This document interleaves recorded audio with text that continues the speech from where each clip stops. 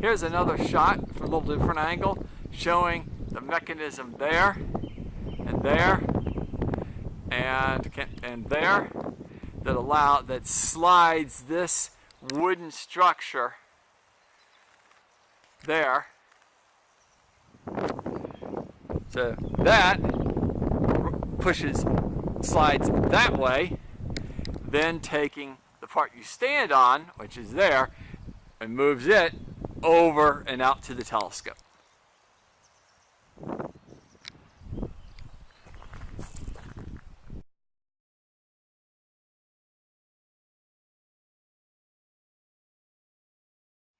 This is just for a comparison of size. So I'm a little over 6 feet tall, so you can compare how high I am to how high up you're going to have to go climbing on this or riding on it to get up when they have the telescope pointed high in the sky. So this is inside the little museum that goes with that's on the grounds of the telescope, and it's got some interesting things related to our class. One of which is this: suns and systems filling the boundless universe to infinity. This, of course, produces the sort of Olber's paradox problems that they ran into in the 19th century. This is some of the Earl of Rosse's observing notebooks on spiral nebula. As you know, he was using that telescope to try to figure out what nebula were. And he discovered the spiral structures. Of course, now we know these things, the spiral nebula are galaxies. But these are, I believe, some of his original notebooks and drawings. The cameras have been having trouble focusing inside here, but this seems to be holding up pretty well. Drawings. Focus camera, there we go. Those are the M51 or Whirlpool galaxy. Oh, another drawing. And another drawing. And then over here,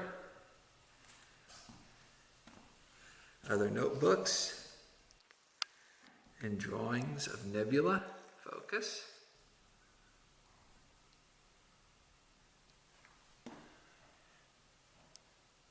And more drawings. I believe these are all original.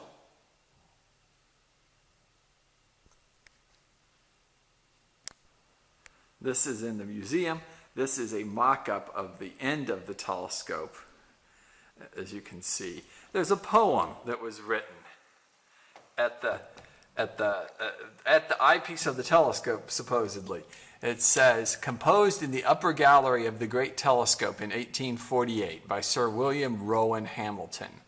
I stood expecting in the gallery on which shine down the heaven's unnumbered eyes, poised in mid-air by art and labor wise, when with mind's toil mechanic skill did view, and wealth free poured to build that structure high, castle of science, where a Rosse might raise his enterprise achieved of many days, to clustering worlds aloft the tube's bright eye, pursuing still its old Homeric march, northward beneath the pole slow-wheeled the Birr, rose overhead the great galactic arch, eastward the Pleiads with their tangled hair, gleamed to the west, far seen the lake below, and through the trees was heard the river's flow. So a couple of quick final comments about the Rosse telescope. You saw that we had the poem at the end. It speaks about Rosse and what he was able to do and the wealth and the castle of science, and it's all cool. But there's some rough things that go on with the telescope if you want to think about it in a certain way. Right about after the telescope was built, there's this huge famine in Ireland. It killed 1 million people. Another 1 million people left Ireland. Ireland's population has still not returned to the level that it was at when the telescope was being built. You might argue that the wealth spent on the telescope should have been put into preparing Ireland better so that people didn't starve to death in the upcoming years that came after that. Rosse himself, the money for the telescope should be credited his wife, basically. He married money that his wife provided the wealth for the telescope. The land itself was given to form the earldom of Rosse by the English, who confiscated it one way or another from the old Irish lords, the O'Carrolls, who had owned the land for 700 years prior to the English taking it and making the earldom of Rosse in the 1600s.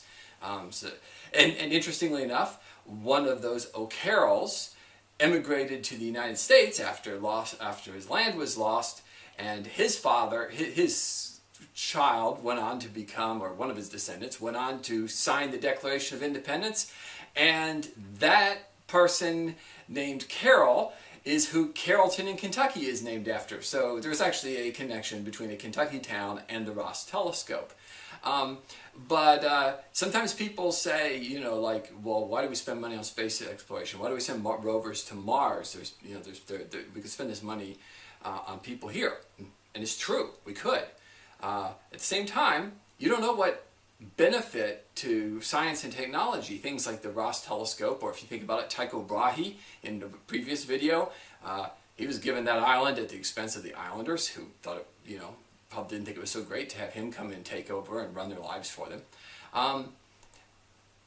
We don't know what key things makes science and technology work. So would you be ready to not have the science and technology we have, and for Rosse's land to go maybe to the people who thought at the time rightfully owned it, or if he had spent his money on famine prevention or some other thing?